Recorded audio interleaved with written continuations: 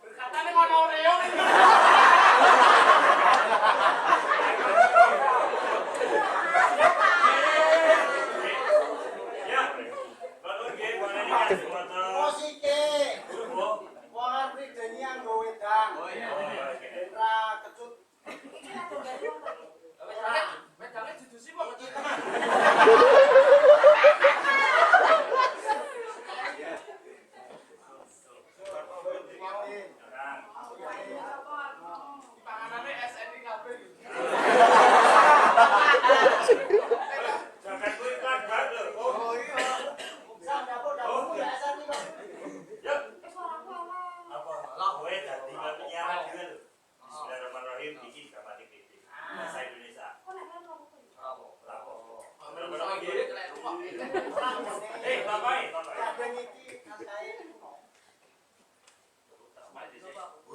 Siap Pak Karno bareng lu. Ayo. Oke, harus berubah. Oh, ini naskah tua dia malah ini. Berubah.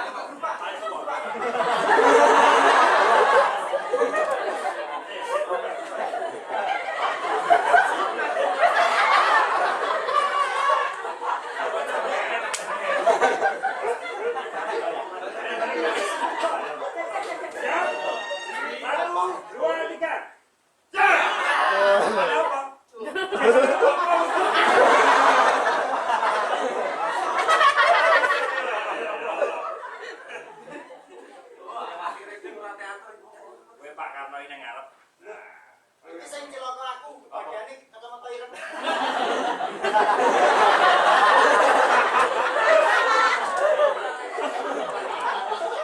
Iki sing kacamata sesem. Ngomong pakai rantreman. Maco.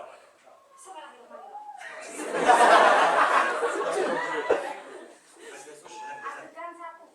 Reka adegan rapati. Wis kon sebut diwacake. Naskah sapa, ane sapa. Ora segitu lho. Wah. Rekonstruksi rapat BPU PKI dan BPKI. Merdeka!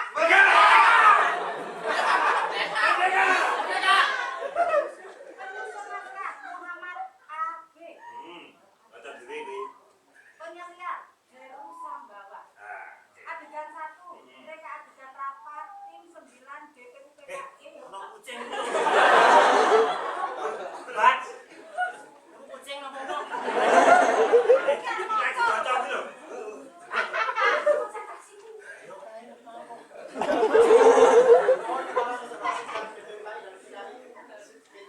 Ya, lipat. Oke. Nonton rapat iki nggo kucing, Mbak.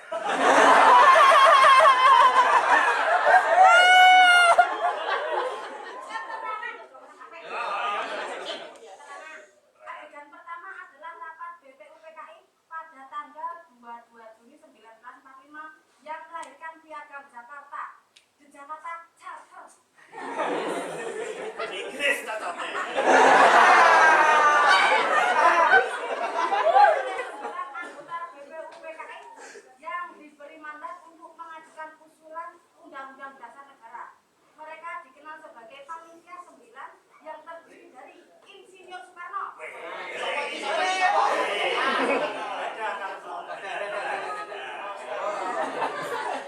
Muhammad Hatta, Oh, aku. orang Micin dek. Memang ini tau bajing. Kalau bosan.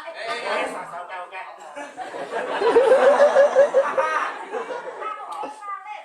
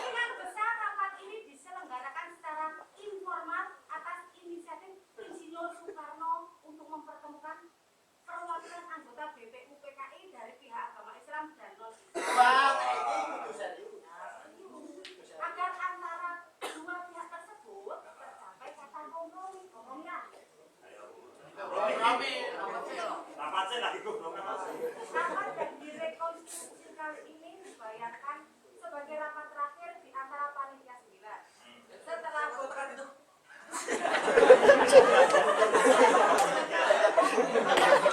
kompromi di antara mereka. Hasil dari rapat informal ini kemudian diajukan dalam agenda rapat resmi BPUPKI pada tanggal 10 sampai 17 Juli 1945. Merdeka. Dalam agenda ini semua anggota telah berada di tempat duduknya masing-masing. Aku ini mata. Dalam waktu yang terbatas, para anggota tahu apa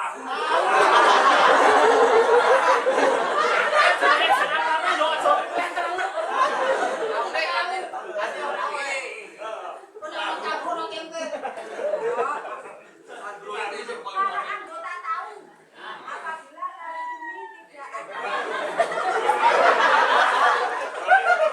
materi baik.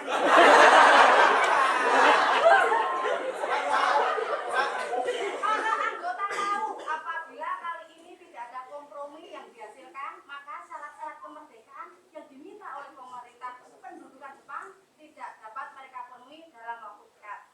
Mereka sebenarnya bisa dan ingin cepat ada keputusan.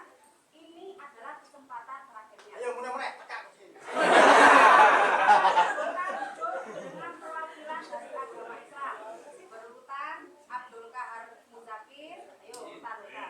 Abi Kusno, Haji Agus Salim, dan Wahid Hasim mengelompok dalam satu sisi.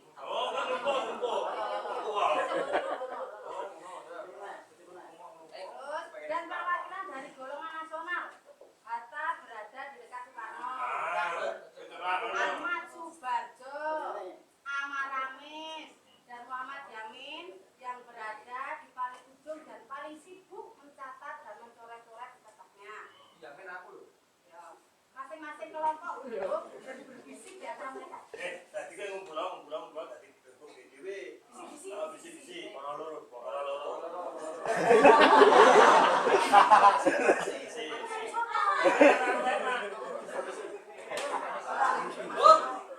Lah Yamin sudah pakai pojok makanya ini.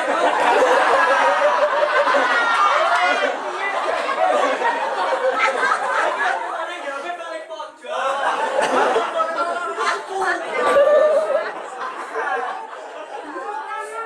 Dalam ruangan.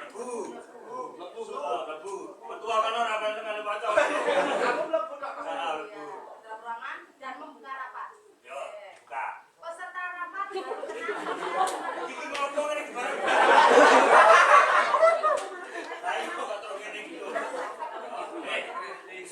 Nek ngono ki jenenge main. Main. peserta rapat baru senang ketika Soekarno melebutkan. Rame. Saudara-saudara.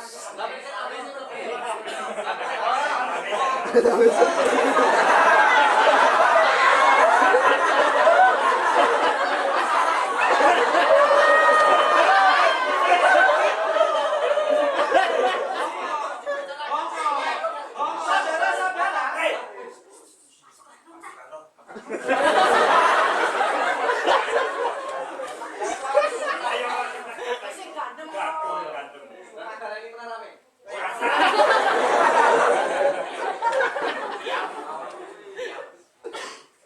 Saudara-saudara sekalian. Duduk malu kowe Pak Butek.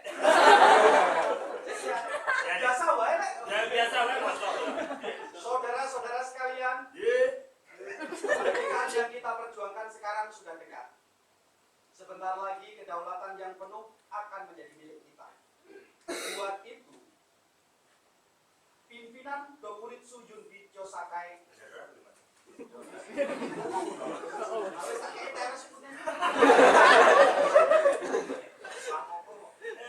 telah meminta saya secara person buat mengumpulkan beberapa anggota ke dalam rapat kecil ini. Saudara-saudara, disinilah yang akan bersama-sama membuat forstil soal statement dasar kemerdekaan yang nanti akan kita ajukan di dalam rapat besar. Statement ini dasar kemerdekaan yang nanti akan kita ajukan ke dalam rapat besar. Statement ini nantinya akan menjadi dasar satu tiang yang kuat untuk menopang kemerdekaan. Karena itu saya meminta saudara-saudara untuk mengajukan usulan, memberi masukan, agar nantinya dasar itu menjadi kokoh untuk berdirinya satu negara. Sehingga nanti redaksi pernyataan kemerdekaan itu elegan, membuat orang hikmat mendengarnya. Statement itu nantinya merupakan satu sikap yang menunjukkan ciri kita sebagai satu bangsa. Pernyataan itu tidak boleh hanya serupa dengan statement kemerdekaan negara lain. Kalau negara Amerika atau Soviet berdiri karena perasaan senasib dan adanya tujuan yang sama, maka itulah yang sama. Isinya kita boleh buat sendiri, yang berbeda sesuai dengan jati diri bangsa. Tuan Soekarno, isinya mungkin menyangkut soal paham internasionalisme yang diajukan Tuan Soekarno.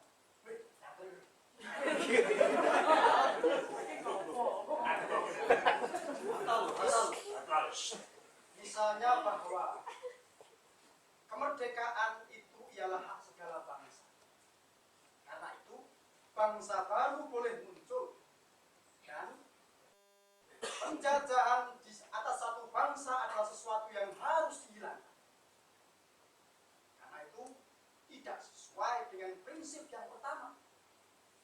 Hal ini adalah prinsip-prinsip universal yang berlaku seluruh dunia.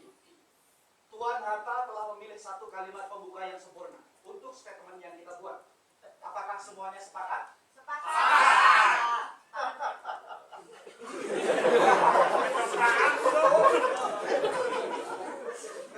Aku salim yuk. Waalaikumsalam. Pales lagi. Ada suatu soal yang membuat saya benar-benar pelik, yakni dasar yang kelima, yaitu ketuhanan yang Maha Esa. Atas dasar apakah negara yang kita dirikan itu nanti? Bukankah kemerdekaan yang kita raih ini juga merupakan suatu karunia, suatu rahmat dari Allah Subhanahu wa Ta'ala? Bagi saya, perjuangan kemerdekaan ini adalah perjuangan Islam melawan ketidakadilan dan penjajahan. Begil.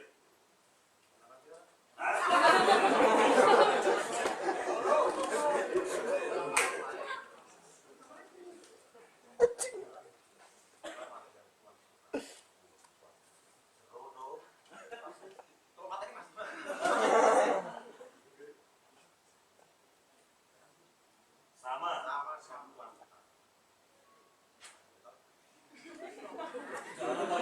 Naik gelas gitu. Saya juga menolak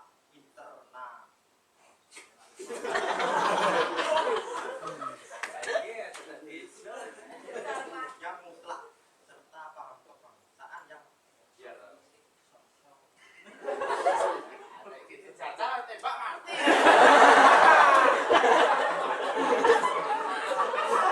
Yang tadi itu sama. Kalau kita lihat lagi Belanda atau Jepang, mereka adalah negara-negara yang tidak menganut asas ketuhanan. Dan lihatlah mereka menjadi negara-negara penjajah. Bukankah Islam adalah bagian yang penting dari bangsa kita? Bukankah Islam sudah bersama orang-orang Indonesia melawan penjajah sejak awal mula kedatangan? Terima kasih atas uraian yang telah diberikan Tuan Haji Agus Salim dan Tuan Muzakir. Semua uraian itu dalam hemat saya benar adanya. Saya juga orang Islam. Saya dibesarkan sebagai orang Islam, tapi maafkan, Islam saya belum sempurna. Dasar ketuhanan itu saya ajukan sebagai sesuatu yang dapat diterima oleh semua warga Indonesia. Sejak kecil saya diajarkan untuk menerima perbedaan sebagai rahmat dari Allah. Untuk itu, saya mengajukan dasar ketuhanan, sesuatu yang dapat diterima umumnya orang. Karena itu rapat kecil ini secara person saya adakan buat menghasilkan kesepakatan yang nanti akan kita ajukan di dalam sidang rapat besar. Selamat malam, saudara-saudara yang dikasihani Tuhan. Soal dasar yang kelima ini adalah soal prinsip yang pekat. Dan kebetulan saya hadir di sini sebagai seorang yang mempunyai kepercayaan yang berbeda dengan saudara-saudara sekalian. Agama saya adalah agama Nasrani, dan saya dibesarkan sebagai orang Nasrani. mungkin dalam pandangan sederhana saudara-saudara. Berarti sama dengan agama para penjajah yang telah datang ke Indonesia. Tapi saudara-saudara, di dalam agama saya tidak satupun diajarkan untuk membunuh atau menguasai orang lain. Tidak ada dalam agama saya yang mengajarkan untuk menjajah negara lain. Kalaupun ada negara atau kerajaan yang mengatasnamakan agama Nasrani, itu adalah kebijakan raja atau pimpinan negara, bukan merupakan ajaran-ajaran dan perintah-perintah dari gereja. Menurut saya, perjuangan untuk negara Indonesia yang baru itu bukan merupakan suatu perjuangan agama, tapi suatu perjuangan yang menunjukkan welcome scout bangsa ini.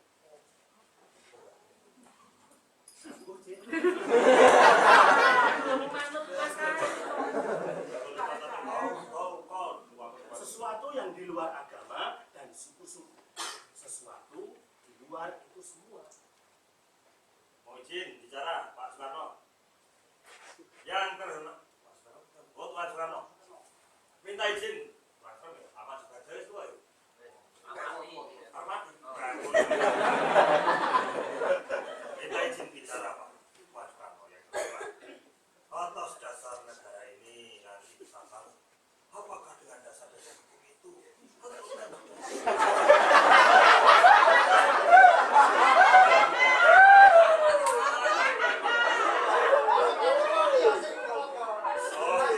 Akulturasi diksi dan provokasi ini. Balik.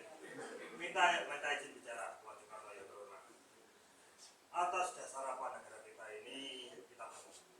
Apakah dengan dasar-dasar hukum atau melanjutkan sistem yang telah ada sekarang? Hanya kita ganti dengan orang-orang Indonesia, bukan orang-orang Belanda atau Jepang.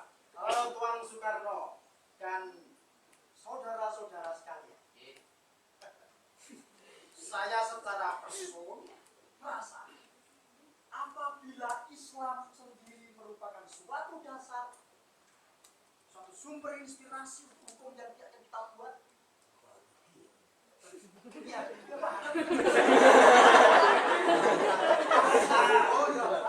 tapi terbawa. Suatu sumber inspirasi hukum yang akan kita buat, tapi untuk menjadikannya suatu hukum positif negara Indonesia yang baru, menurut saya itu hal yang berbeda. Atau apakah kita misalnya memilih untuk kembali pada adat reh, Di dalam atau malah memilih pada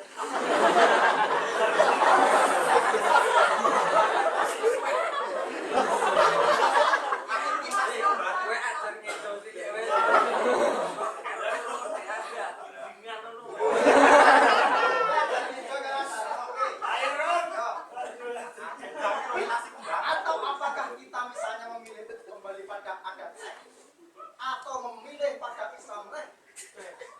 Dalam hemat saya harus ada sistem baru yang berdiri di atas bekas-bekas penjajahan. Sistem ini seharusnya dapat diterima oleh semua orang yang menjadi bagian dari negara ini. Betul. di dalam statement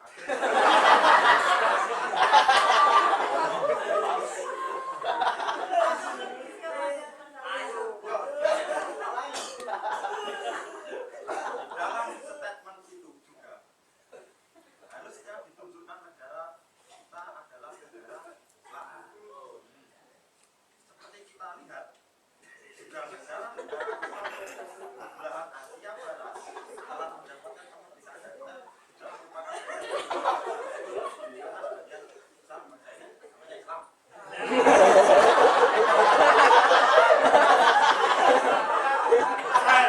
Dramatik. Ya, disalin. Yang terhormat Tuan Aga. Apa kita dipadankan dengan Islam reh atau adat reh?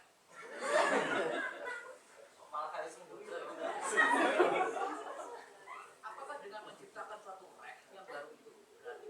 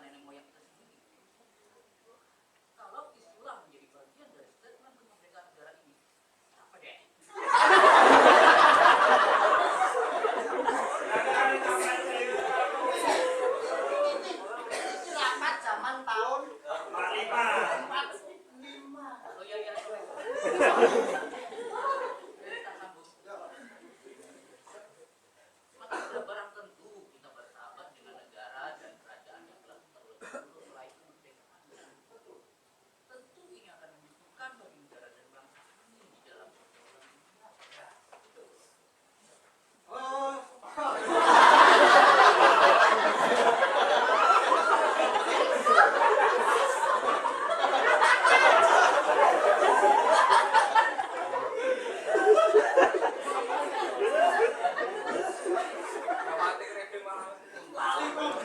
Dari gue aku. Bau. Ayo. Kayak ciri. Jijiran kok.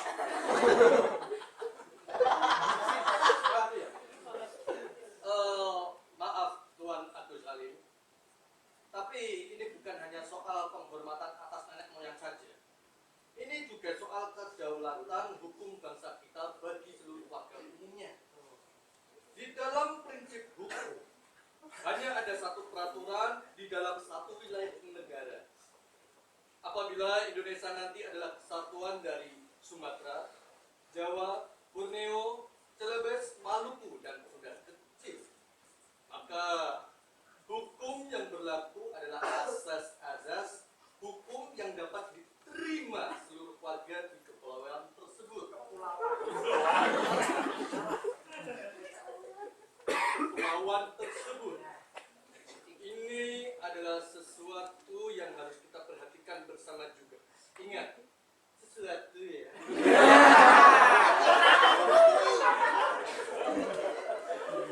Benar adanya pendapat Tuan yang tapi juga pertanyaan Haji Agus Salim itu patut kita pertimbangkan. Iya, Pak. Di manakah letaknya kehormatan bangsa kita? Kehormatan itu adalah keberanian untuk menolak penjajah dan kesadaran untuk memperjuangkan nasib sesamanya.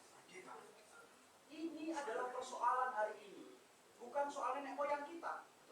Nenek moyang kita hidup di zaman yang berbeda, sementara kita hari ini berada di tengah-tengah dunia yang bergejolak. Jepang dan sekutu akan berhadapan-hadapan sebentar lagi. Dan tanah kita, Indonesia yang kita cintai ini akan menjadi ladang pertempuran. Karena itu rapat ini saya adakan agar tidak bertele-tele di rapat besar. Kita sekarang harus bermusyawarah sampai menghasilkan satu statement kemerdekaan.